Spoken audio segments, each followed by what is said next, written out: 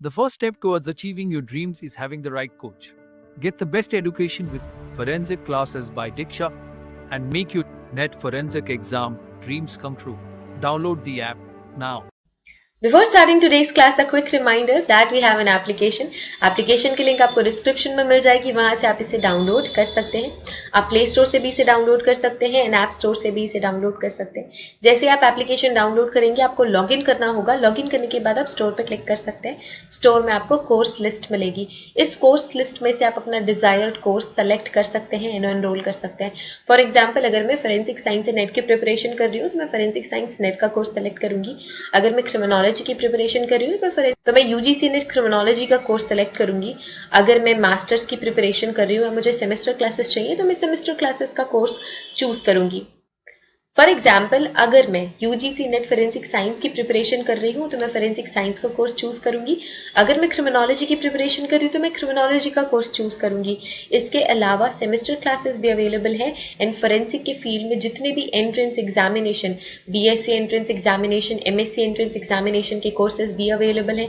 इसके अलावा scientific officer, scientific assistant के कोर्सेज भी अवेलेबल हैं. तो आप अगर किसी भी एंट्रेंस एग्जामिनेशन, किसी भी कॉम्पिटिटिव एग्जामिनेशन की प्रिपरेशन कर रहे हैं फोरेंसिक साइंस या क्रिमिनोलॉजी के फील्ड से, तो वो सारी की सारी क्लासेस आपको सिर्फ और सिर्फ मिलेंगी हमारे एप्लीकेशन पे. तो हमारा एप्लीकेशन डाउनलोड आप कर सकते हैं. Get to download our application and start your preparation with अस.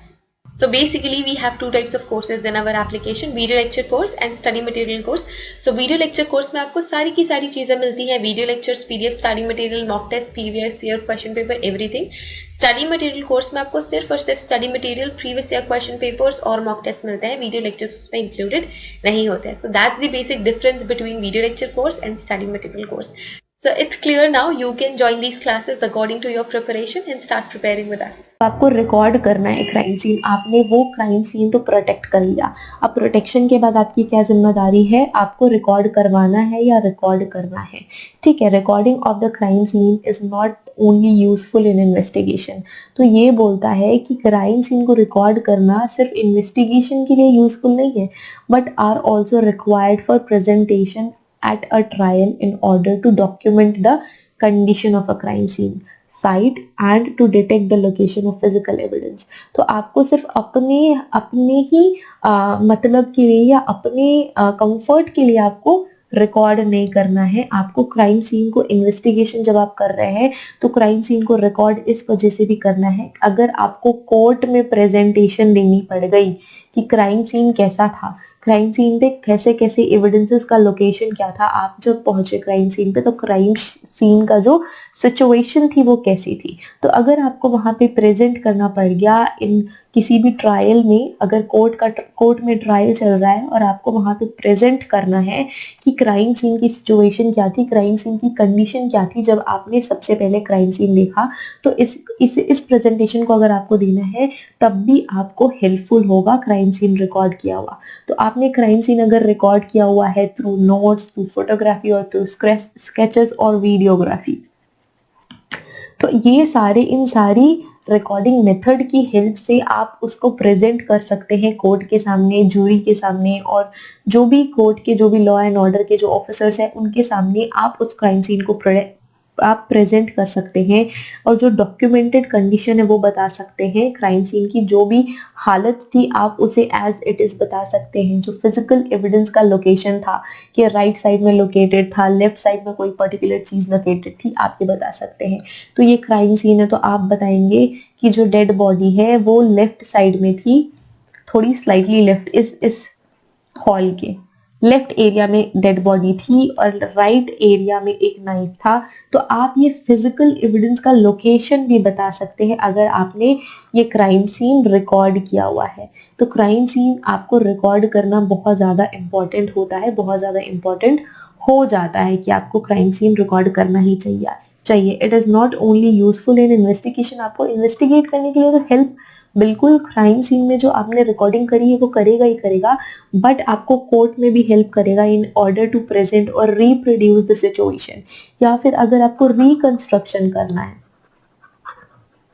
अगर क्राइम सीन का रिकंस्ट्रक्शन करना है तो भी रिकॉर्डिंग ऑफ द, तो वो आप रिकंस्ट्रक्शन कैसे करेंगे? जो आपने रिकॉर्ड किया हुआ है क्राइम सीन, उसी रिकॉर्डिंग के थ्रू ही आप इसका रिकंस्ट्रक्शन कर सकते हैं क्राइम सीन का, अदरवाइज आप क्राइम सीन का रिकंस्ट्रक्शन नहीं कर सकते। And there are 3 modes of recording the crime scene. तो कौन कौन से वो 3 मोड है? तो पहला मोड है नोट्स, आप लिख सकते हैं। दूसरा मोड है फोटोग्राफी, आप फोटोग्राफ्स रख सकते हैं। अभी वीडियोग्राफी भी होती है, वीडियोस भी रखे जाते हैं। थर्ड है आपका स्केचेस, तो स्केचेस भी बनाए जाते हैं, जो कि मैंने यहाँ पे भी रफ स्केच बनाया। ये एग्जाम्पल है रफ स्केच का, ये एग्जाम्पल है रफ स्केच का। रफ स्केच भी करते हैं, रफ स्केच नॉर्मली सिचुएशन देख के रफ स्केच का फॉर्मेशन करते हैं। इसके बाद फाइनल स्केच बनाते हैं, जो भी आपने क्राइम सीन में मेजरमेंट्स ली हुई है कि ये अगर मैं एक यहाँ पे ईस्ट वेस्ट नॉर्थ साउथ, तो आपने ये जो नॉर्थ से आप मेजरमेंट्स लेते हैं, नॉर्थ की साइड से आप मेजरमेंट्स लेते हैं। यहाँ पे east north south and west का जो यहाँ पे मार्किंग मैंने कर दिया है, तो आप जब फाइनल स्केच बनाते हैं तो आप नॉर्थ से मेजरमेंट लेते हैं।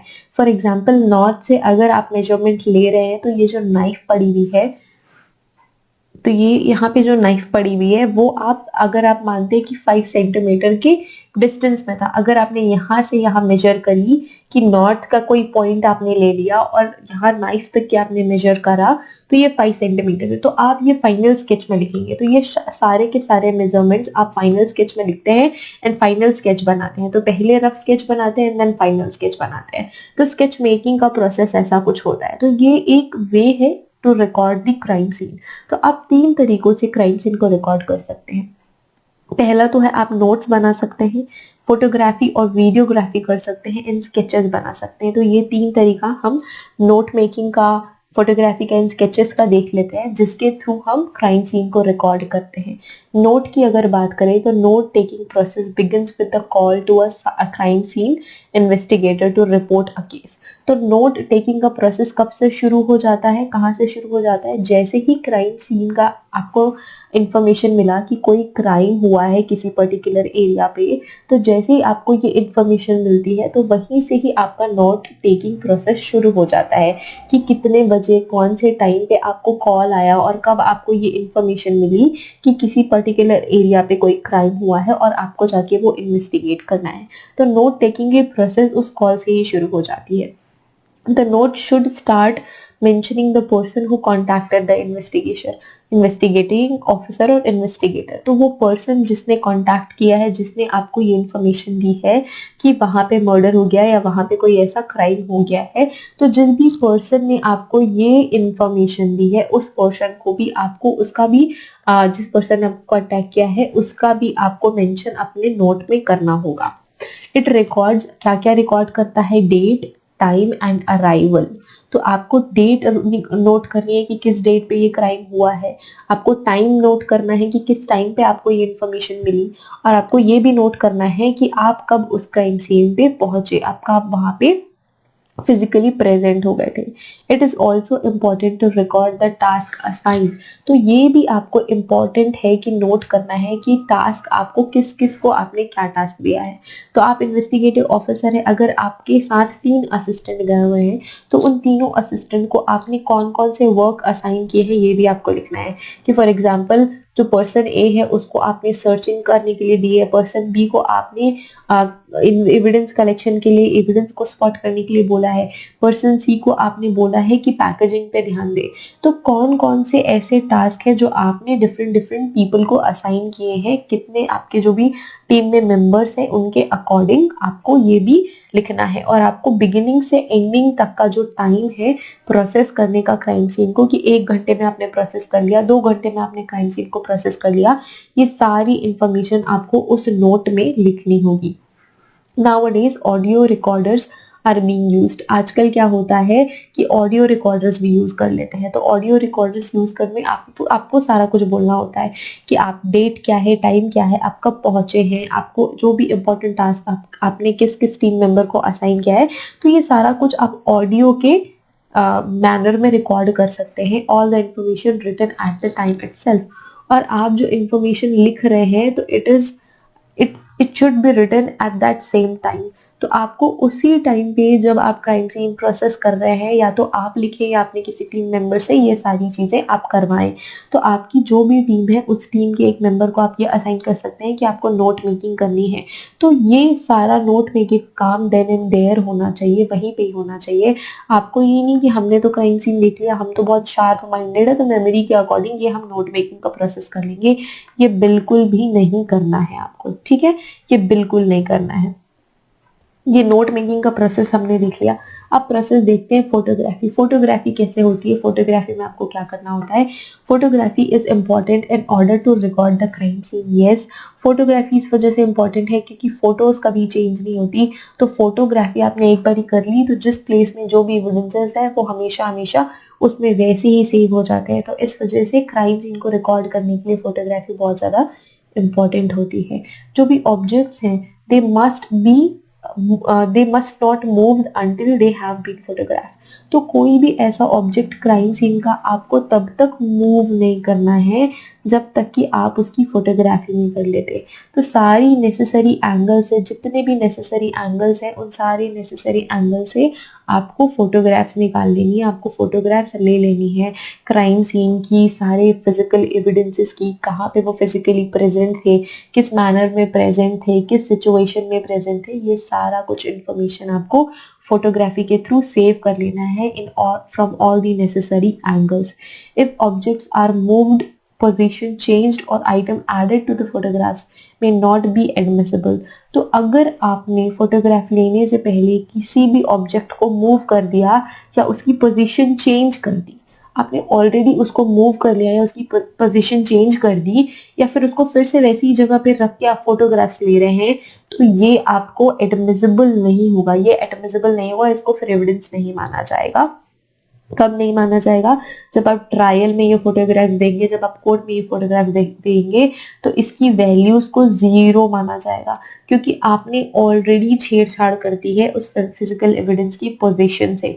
तो जो फोटोग्राफ्स है आप उनकी वैल्यू हम 0 कंसीडर कर लेते हैं क्योंकि ऑलरेडी उनको मूव किया जा चुका है, ऑलरेडी उनकी पोजीशन चेंज की जा चुकी है फोटोग्राफ लेने से पहले ही। तो आपकी जो फोटोग्राफ है वो एडमिसिबल नहीं होगी कोर्ट में। तो एडमिसिबिलिटी के लिए आपको पहले ही फोटोग्राफ्स ले लेनी है सारे एंगल से। उसके बाद आप सारे ऑब्जेक्ट्स को मूव कर लो, सब ऑब्जेक्ट्स को कलेक्ट कर लो, लेबोरेटरी भेज दो, ये सारा कुछ चलेगा, बट इसकी फोटोग्राफी सबसे पहली होनी चाहिए। Photography is also important for documenting biological evidence.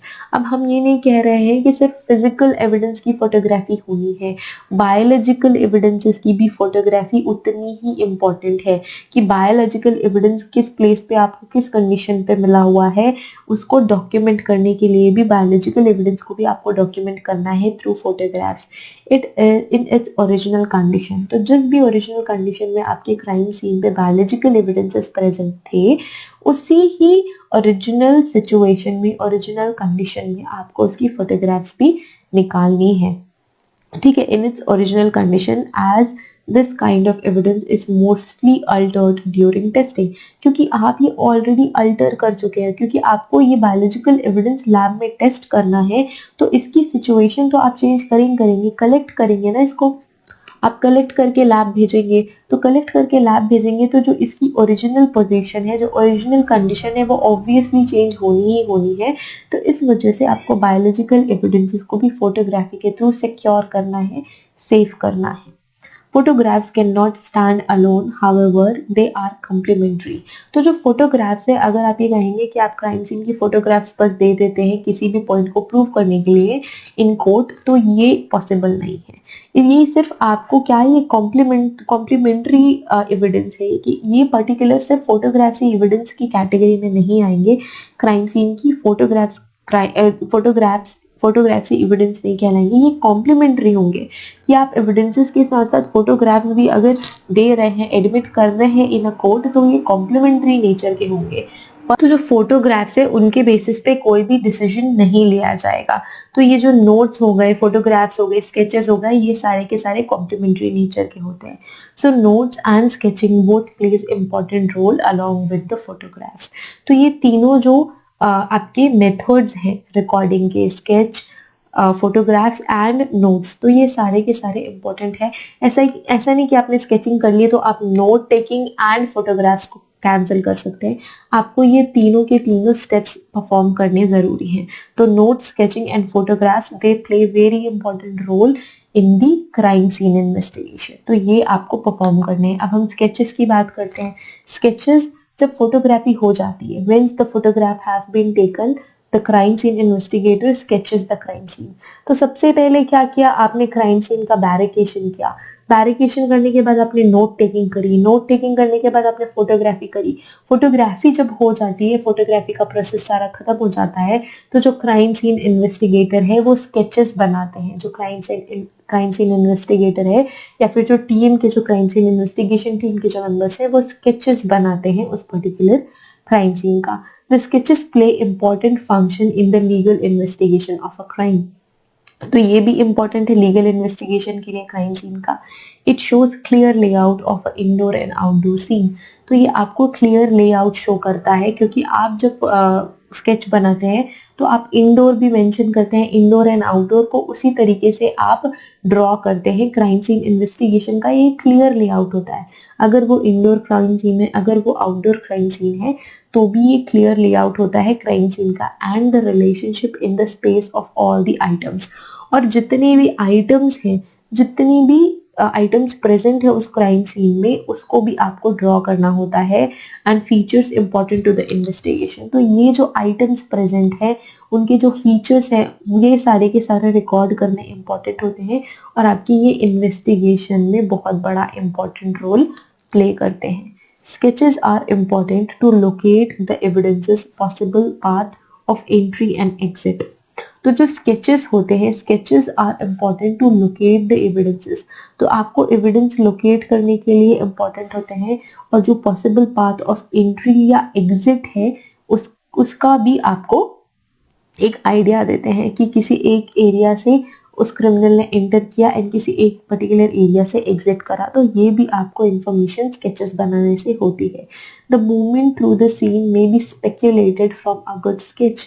तो आप ये भी स्पेक्यूलेट कर सकते हैं कि मूवमेंट क्या रही होगी पूरे crime scene, throughout the crime scene क्या मूवमेंट रही होगी अगर आप अच्छी स्केचिंग करते हैं या गुड स्केच बनाते हैं। ठीक है, तो स्केच से बहुत इंपॉर्टेंट चीजें आपको पता चलती हैं कि एंट्री एग्जिट का भी आप स्पेक्यूलेट कर सकते हैं, मूवमेंट क्या होगा ये स्पेक्यूलेट कर सकते हैं, आउटडोर, इंडोर, और जो भी आइटम्स, जो भी एविडेंसेस प्रेजेंट हैं, ये सारा कुछ आप ड्रॉ करते हैं स्केचेस में।